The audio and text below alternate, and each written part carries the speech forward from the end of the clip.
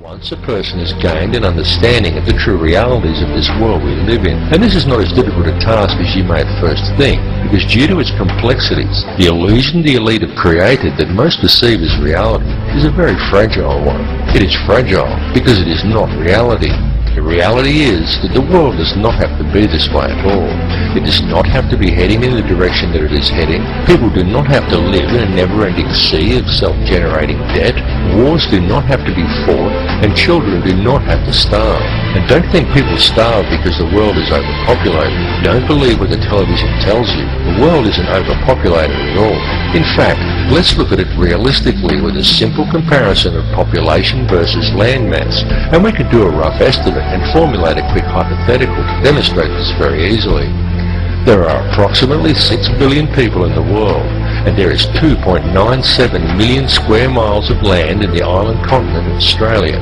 2.97 million square miles breaks down to 1,900,800,000 acres, which then converts down to 7,603,200,000 quarter-acre blocks of land. So, we could hypothetically give every person in the world a quarter-acre block of land, and they would all fit into an area the size of Australia. Each would have enough land that they could all have gardens and grow a substantial supply of their own food, and we would still have 1,603,200,000 quarter-acre blocks, or an area roughly half the size of Queensland, left over, plus the entire rest of the world.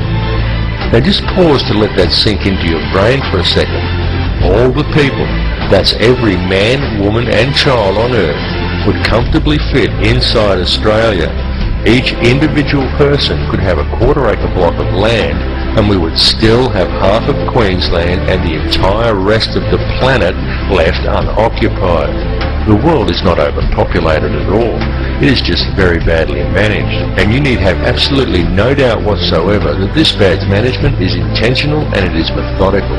It would, however, be very simple to fix things, and all that is required is for people to wake up to how much they are being lied to and how much they are being scammed. And this goes for everyone. People really need to gain an understanding of how this system actually works, because this bad management is crippling the world and it is crippling the people. The methods that are used to do this become truly transparent once a person has gained a clear enough vision to see it, and people really do need to open their eyes and see it right now, because now that the world has been made smaller, and now that all the resources have been discovered and there are no frontiers left to conquer, the criminal elite intend to carry out a mass depopulation of this world, and their plan to do this is well underway. They are doing it in the Middle East with war, in countries such as Africa through starvation, and now in Western countries through water additives, aerial spraying, and through the introduction of toxic and nutrient-deficient genetically modified foods. In 1979, I became the first American social scientist allowed to go to the People's Republic of China and do research. The Chinese government welcomed me into the country, and all doors were open to me. I found myself in the middle of the most horrific population control campaign the world has ever seen. The people of China are for the most part limited to one child. The government of China declares women who are pregnant to be carrying illegal children. It arrests them for the crime of being pregnant, and it forcibly aborts them. I was present when women 7, 8, and 9 months pregnant were forced to lay down on the operating table.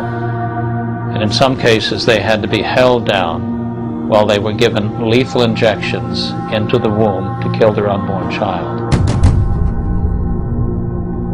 This is not ancient history. This policy that I witnessed enforced in 1980 continues to the present day.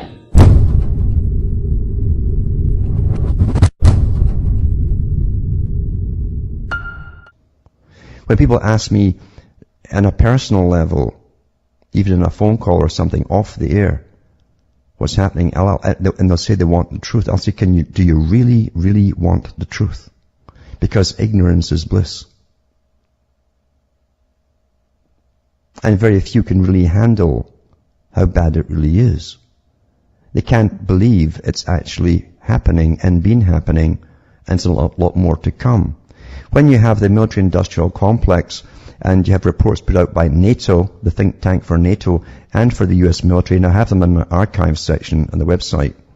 Their projection for the next 40, 50 years and further, all on the same track, with vast depopulation of people, only a few mega cities in the future, 2050. Well, ask yourself this, would they really want you? Would they really need you? Would a scientific society really need you in their system? Ask yourself that right off the bat. Because you see, they don't. What do they do with ones that they don't? Well, you're a useless eater. You're taking up our resources. That's been said many times by the big players in their own books and publications. And many of the public agreed with them, thinking they were on the same par, the same level. Mistakenly, of course, because you see, the brother of Aldous Huxley was Julian Huxley. And I've read his articles and from his book On the Air, the first CEO of UNESCO to bring in a common culture for children. He said lots will think that they can come through into this new system, but they'll be in for a surprise because we won't need them. Most folk think far higher of themselves than they actually are. Especially those who are on board with the agenda. And it's people in the bottom level who are on board with, yeah, there's too many people. I watch all the documentaries on public broadcasting. Yeah, they really do. And they really think that somehow they're superior by parroting a Rockefeller-funded or some other foundation-funded propaganda documentary where they can make you believe anything. Quite something.